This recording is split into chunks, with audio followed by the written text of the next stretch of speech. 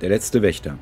Private Marcus Callan starrte aus dem Fenster seiner verlassenen Unterstandes auf den trüben Himmel von Val d'Ir 4. Der Regen fiel in dichten Strömen, während die zermürbte Erde vor ihm von den Tritten der Kampfsoldaten und den Heulen von Geschützen erschüttert wurde. Der Planet war ein Kriegsgebiet, ein blutiger Schmelztiegel aus imperialen Truppen, Xenos und den Schrecken des Kriegs. Er war ein ganz gewöhnlicher Soldat der 307. Val d'Ira Infanteriedivision, ein menschlicher Krieger ohne besonderen Ruf, ohne beeindruckende Vergangenheit. Doch das hatte sich geändert. Der Krieg, in dem er nun kämpfte, würde die Geschichte des Imperiums verändern, und er war mittendrin. »Kellan«, rief Sergeant Valos, seine tiefe, raue Stimme durchbrach den Lärm des Schlachtfeldes.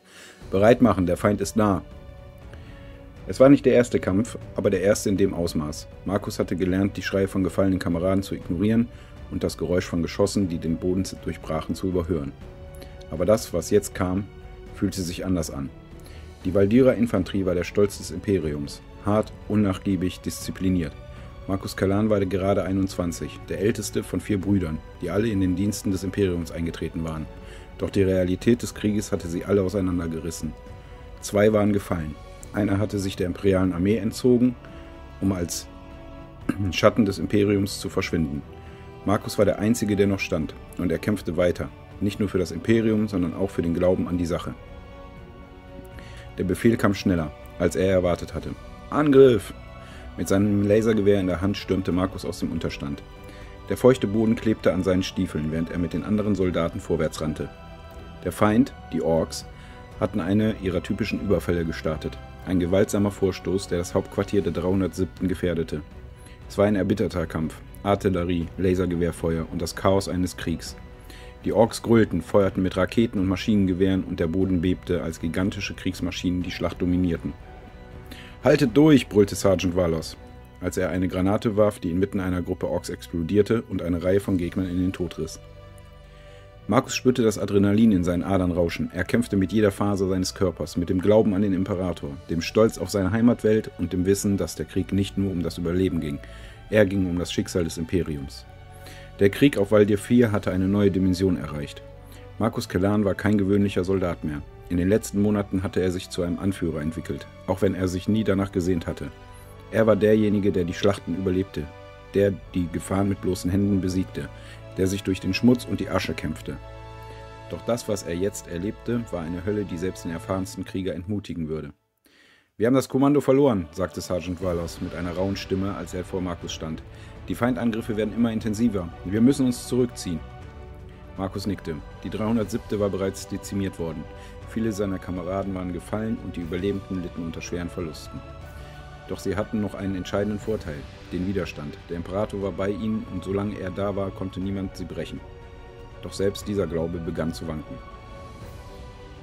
»Die imperiale Flotte hat uns im Stich gelassen«, sagte Valos, als er die Übertragung aus der Kommandozentrale überprüfte. »Der Nachschub kommt nicht und wir sind zu weit entfernt von einem sicheren Rückzug.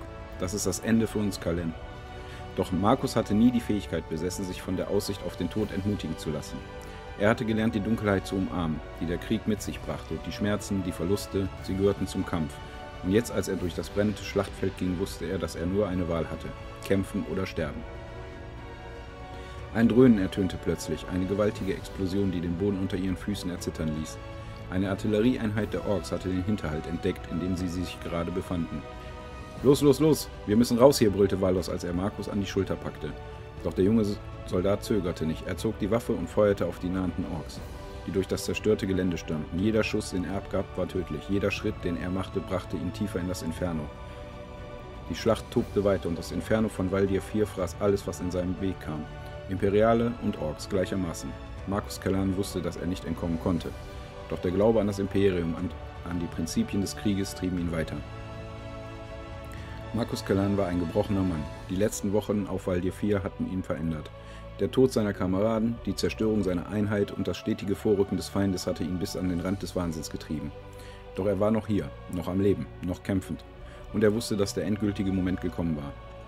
»Es gibt keinen Weg zurück«, flüsterte er, als er vor der brennenden Ruine von Val d'Irs Hauptstadt stand. Die Orks hatten alles zerstört und die letzten imperialen Verteidigungsstellungen waren in den Händen des Feindes. Die Flucht war keine Option mehr. Sie hatten zu lange gekämpft und Marcus wusste, dass es nun an ihm lag, das Ende zu bestimmen. Der General der 307., General Haldon, hatte sich bereits zurückgezogen, aber Markus hatte sich entschieden zu bleiben, als Wächter, als letzte Bastion der Hoffnung für das Imperium. Dieser Krieg endet hier und jetzt, sagte er zu sich selbst, als er seine Waffe aufnahm, sich den blutigen Sturzhelm zurechtsetzte und zum letzten Gefecht schritt. Es war nicht mehr der Kampf um den Planeten, sondern der Kampf um das Prinzip, um die Ehre der imperialen Soldaten. Die letzte Verteidigungslinie des Imperiums war nicht eine Festung aus Stahl, sie war der Wille eines einzelnen Soldaten. Die Schlacht dauerte den ganzen Tag. Orks strömten heran, angeführt von ihren monströsen Kriegsmaschinen. Doch Markus Kellan blieb standhaft. Er gab keine Runde auf, er feuerte aus allen Rohren und kämpfte bis zum letzten Atemzug. Und als der Tag schließlich verging, als das Licht des Imperiums auf Val Dio 4 verblasste, war es der Name Kellan, der in den Registern des Imperiums eingetragen wurde. Nicht als ein weiterer Soldat, sondern als der letzte Wächter, der Mann, der bis zum Ende gekämpft hatte, um das Imperium zu verteidigen. Selbst wenn alles verloren schien. Der Imperator wacht über uns, flüsterte er, als er in den ewigen Schlaf des Kriegers fiel. Ja, ich hoffe, die Geschichte hat euch auch wieder gefallen. Und dann sehen wir uns bei meinem nächsten Video. Bye, bye.